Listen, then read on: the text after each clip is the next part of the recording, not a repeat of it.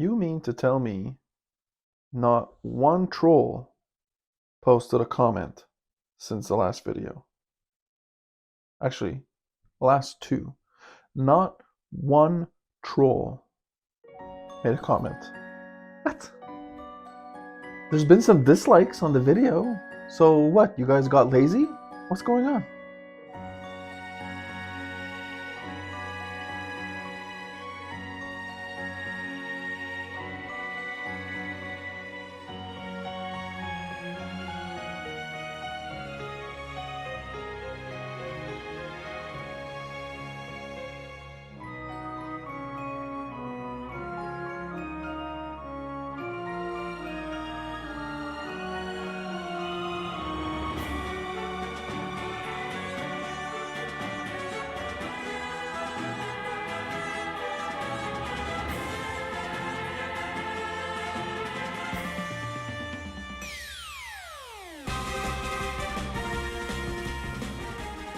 Which of these rectifiers is better? This 5U4 or this 5U4? Whoever gets the answer right is going to get a box of these. Oh, you're not. Update. The Fast-15s are no longer in the Baffle. I installed the f15s, which have over 500 hours on them. I think the Fast-15 I was at about 200-ish.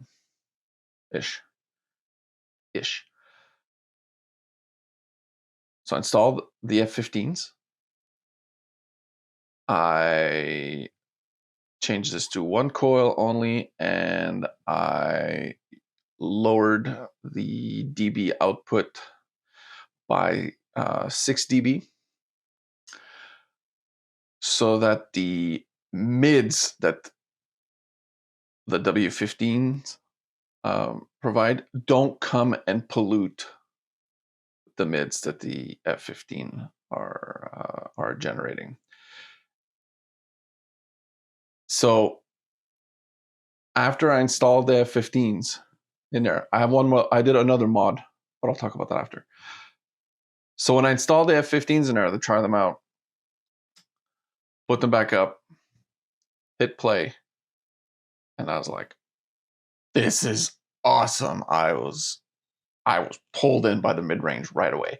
It was gorgeous. It was just the right amount of warmth, great texture. It was felt the voice of the singers. Like it was, you could feel the vocal cords, you could feel the chest, you could feel the power that was coming out when they were singing.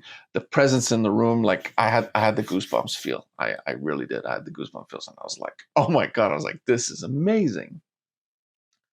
Then I realized that the W15s were off. The amp was off for the W15. I was only running the F15s in these baffles, and it was glorious. Okay, you didn't have the sound pressure effect that these kind of give, similar to what a subwoofer would do. You didn't have that super low end, but I was sold right away. I was like, wow. I was like, now I want to make a baffle with just these again on their own, using a whole panel like this and maybe shape it a bit differently, lower them, put them maybe at about, so that instead of face plug be like there, make the face plug roughly there. That generated a bit more low end. That I think would sound amazing and would cost under $1,000 to build, including the driver.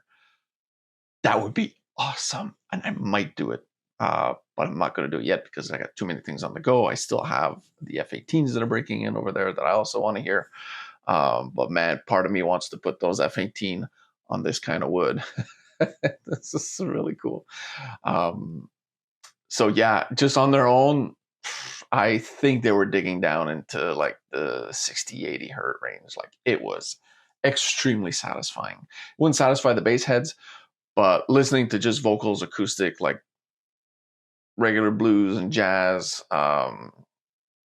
smaller classical arrangements, it was super satisfying.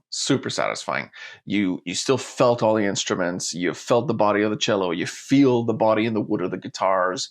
You feel the skins on the drum.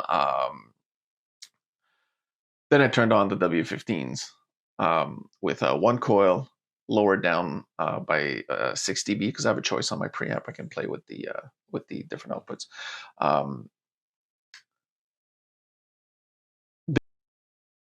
Now the two of them, like when you, so the song from Freya Ridings, Lost Without You, which now I think every audiophile knows in the world.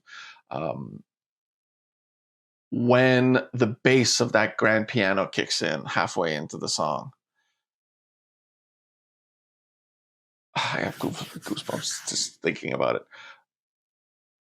It's glorious. It's just goddamn glorious. Guys, I am thrilled. I'm happy with what this is sounding like right now. I think it's awesome. The one type of music that I'm still not 100% satisfied with these, but it's some of the best I got it to sound with baffles that I made, is classic rock. Classic rock from the 70s and the early 80s. I find, to me, that's still satisfying when there's a bump in the bass, and I can make it sound good because I can bring this back up by 6 dB, brings out the mid-range a little bit more, and I can tone these down just a bit. The issue when I do that is I start to get some, I guess, is it called comb filtering? Is it called comb filtering? I don't know, but there's an overlap that's happening there. And it almost creates this effect, and I don't like it. It doesn't make this. I said it almost makes it this effect. So I'm not a fan of it. So I need to figure it out. But I know that if I had a proper crossover and I wanted to tune this to listen to classic rock, no problem, because then I would simply choose whether I want to high pass this guy, or if I want to low pass this guy, or whatever. Am I inverting that? Anyways, you get it. So that I cut him off in the low end, or I cut him off in the highs, so that stops happening, but I still get the energy to come out of this guy. I could work it out. I think I would control this guy because I'm really freaking loving the mid-range that comes out of here. And I find the mid-range, when it's just this in the mid-range, I find it could feel a little bloated at times, whereas this doesn't feel bloated. So I would probably cut him down so that he can calm down a little bit. Plus, at the same time, I probably would make the amplifier a little bit happier that the amplifier just has to focus on the low end. I'm thinking about it. I'm looking at crossovers, see which one could work. Or I might build one. I might. We'll see. So the other tweak that I did is here, I'll show you up close, is I added a lining of felt inside the hole of the wood, so that the driver doesn't sit directly on the wood, so it sits on the felt, and then obviously when you screw it in, it compresses the felt a little bit, because there's something to me that having that metal frame sit directly on the wood, come on, there's got to be some kind of vibration going on there. There's got to be something. And when you set these up so that they're behind the baffle, right, with like the same way the Zen Master series from Deckware does it, where you almost have like a cone effect because of the wood. There's a foam pad here, see? So that foam pad acts as a little bit of a dampener, I think, with between the wood and the driver, and that's gotta play with the sound. Like I said, like there's little vibrations that can come in, and I put that to the test. If I loosen a few of these screws, it sounds horrendous. The vibrations are ugly. So there is something there, but when I put the felt on the just on the inside, so that the driver wasn't sitting directly on the wood. I mean, it's still very tight and very compressed, obviously, because the screws are tightening everything up. But there's felt between the metal and the wood. Oh, awesome. And I experimented a little bit also with this. I re-put my external rectifier. Instead of having it on the DAC, I tried it also on the preamp and on the amp that controls the F15s. When I use this on the amp that controls the F15, that's what gives me that last little bit of goosebumps. It really does. It makes the spaciousness and the mid-range just become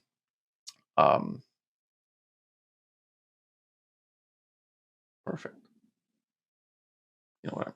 I'm running out of adjectives to describe this. It's just really, really good. The amount of air that comes out. It's like this amp, when it has a proper, like an overdone rectifier, meaning the better flow of current it's getting. Holy crap. Oh, and there's something else too. If anybody saw in the shorts, even though it's still breaking in, I hooked up a Puritan PMS. No, that can't be right. PSM 156.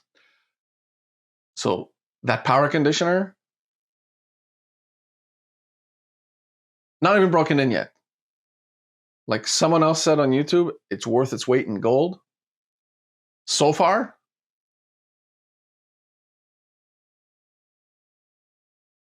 I'll let it break in for another week or two before I say what I think. But it's doing something. It really is. Blind test, you can tell the difference. Blind test, you can tell the difference. Absolutely. You know why? Because without it, I get the stupid hum that comes out. That's right. There's a hum. You're sitting down in a soundstage, and roughly about here, between the two speakers, there's like a 50 to 70 hertz, like probably 60 hertz hum that's sitting there. That's right. It's hanging in the air and it's looking at you going the whole time. It's freaking annoying. Imagine this is doing, like, is sitting and staring at you the whole time you're listening to a song. It's fucking terrible. That's right. That's what it looks like.